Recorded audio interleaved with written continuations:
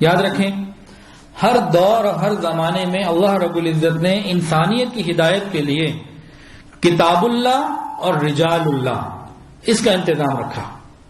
کتاب بھی بھیجی اور انبیاء بھی بھیجے. لیکن ایسا تو بہت دفعہ ہوا کہ نبی آئے اور کتاب نہیں آئی.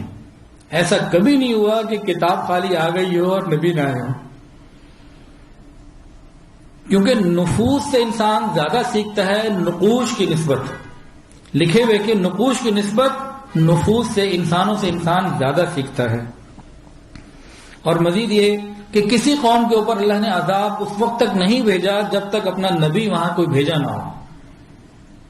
ایسے ہی کسی کو نہیں پکڑا جاتا، پہلے اپنے نبی کو بھیج کے حجت کو پورا کیا گیا. اب قرآن مجید سے ذرا دلائل سنیے. اللہ فرماتے ہیں وَاتَّبِعْ سَبِيلَ مَنْ أَنَابَ إِلَيَّ. تفسیر عثمانی میں اس آیت کا ترجمہ یوں کیا گیا، یعنی پیغمبروں اور مخلص بندوں کی راہ پر چلو.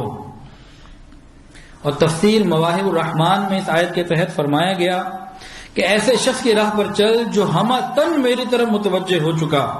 اولاً وہ پیغمبر ہیں، اور پیغمبر علیہ السلام کے وصال کے بعد ان کے وارث مشائخ وقت ہیں کہ ان کے راستے پہ چلو. یہ حکم ربی ہے. اور امام راضی رحمۃ اللہ علیہ اپنی تفسیر کبیر میں انعمت علیہم ہے نا، اہدنا الصراط المستقیم صراط الذین انعمت علیہم کے تفسیر لکھتے ہیں کہ اللہ تعالیٰ نے صرف اہدنا الصراط المستقیم کے لفظ پر کفایت نہیں کی کہ مجھے سیدھے راستے پر چلا.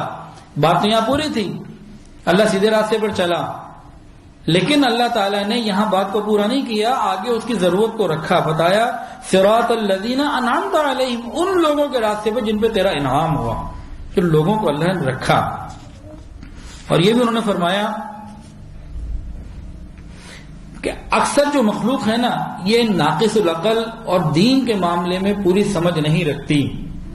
ان کے عقل، ان کی ذہن حق کو پہچاننے میں اور صحیح اور غلط کو تمیز کرنے میں غلطی کا شکار رہتے ہیں.